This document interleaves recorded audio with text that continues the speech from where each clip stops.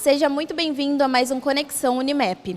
Hoje nós recebemos para um bate-papo o pastor, teólogo, escritor, colunista de alguns jornais aqui do município e também colaborador da revista Veja, Rodolfo Kapler. Rodolfo, seja muito bem-vindo ao nosso programa. Uma grande alegria, Lari, estar aqui com vocês do Conexão Unimep. Bom, para a gente começar esse bate-papo, então, você tem muitas definições assim, né?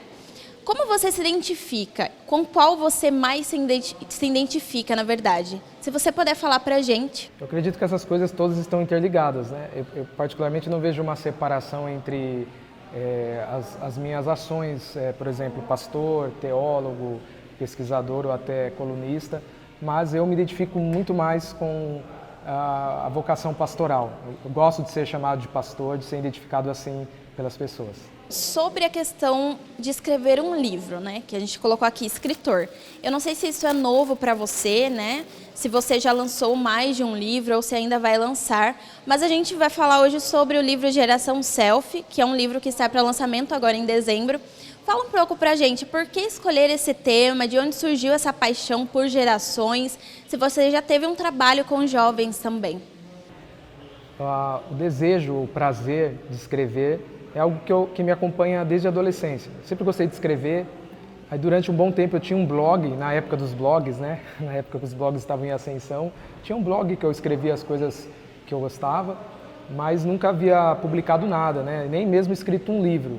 E a obra Geração Selfie, que vai ser lançada em dezembro deste ano, aqui mesmo em Piracicaba, foi fruto de uma pesquisa que eu realizei, uma pesquisa de campo durante 2 anos, dos anos de 2018 a 2020, nas escolas estaduais de Piracicaba. Foram 10 escolas, eu estive presente nessas escolas, tive ali a autorização para entrevistar alunos, foram 300 alunos entrevistados, e durante a pandemia eu comecei a utilizar todos os conteúdos, né, de entrevistas que eu tinha. Então, este livro que vai ser lançado é a exposição da minha pesquisa de campo em diálogo com os estudos geracionais mais recentes. E esse processo de publicação do livro, você considera rápido? É um processo, tradicionalmente é um processo demorado. A maioria das editoras, elas têm um processo ali, são vários processos, né? Desde a leitura, da avaliação, da aprovação do texto, até a correção, edição, diagramação. É um processo bem extenso. O meu livro, graças a Deus, tem sido gestado assim, muito rapidamente, porque nós temos aí uma urgência para lançá-lo, porque ele é um livro datado, né? É um livro que ele retrata os principais comportamentos da nova geração, chamada Geração Z. Então é um livro que a gente não pode demorar muito para lançá-lo, senão ele vai perdendo o time, vai perdendo ali o propósito dele, que é comunicar rapidamente com os adultos, comunicar os principais comportamentos dessa geração. Legal, Rodolfo. E vamos falar um pouquinho sobre o que você tem escrito, né, colaborado para a revista Veja. Eu vejo que você aborda muito a questão política social. Como pastor, né, em que ponto você identifica que a política, a religião, ela consegue e ela deve conversar, principalmente no cenário atual que a gente vê hoje no Brasil? O Desmond Tutu, que foi um grande bispo anglicano, um dos responsáveis ali pelo fim do apartheid na África do Sul, ele disse uma frase muito interessante. Ele disse que quem diz que política e religião não se discutem, na verdade está tendo um propósito político com isso. Ou seja, não existe nada mais político do que dizer que política e religião não se misturam. Então, acho que política e religião, elas são coisas que se misturam, sim. A religião já ela pode ser entendida como uma ação política, mas a política partidária e a religião, elas devem manter um afastamento, que é aquilo que nós chamamos de a separação de igreja e Estado. Quando a política partidária, ela acaba colando com a religião institucional, aí dessa união advém as piores coisas que você possa imaginar. É o que nós temos visto no Brasil. Você acredita, então, que é um assunto polêmico hoje? É um assunto muito polêmico, a gente tem que falar sobre esse assunto.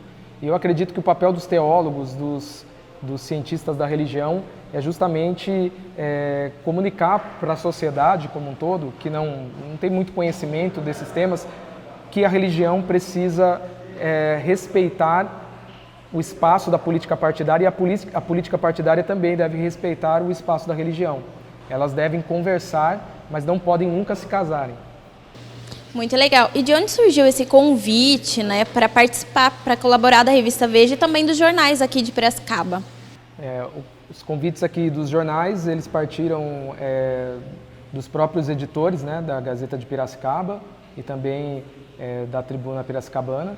E para a revista Veja, eu sou colaborador da coluna do jornalista Matheus Leitão. Então o convite veio dele mesmo. Então eu colaboro ali semanalmente ou quinzenalmente, dependendo ali da necessidade. Tá, Rodolfo, a gente vai caminhando aqui, né, para o final. E voltando a falar sobre gerações, eu vejo que você desenvolve alguns projetos em escolas. Esses projetos, na verdade, surgiram agora, no Setembro Amarelo, ou você já vinha fazendo ao longo do ano, ao longo dos anos, na verdade? As palestras que eu tenho ministrado durante o mês de setembro são palestras que eu já realizava há muitos anos. Então, é algo que arde no meu coração de falar sobre a prevenção das doenças mentais nas escolas.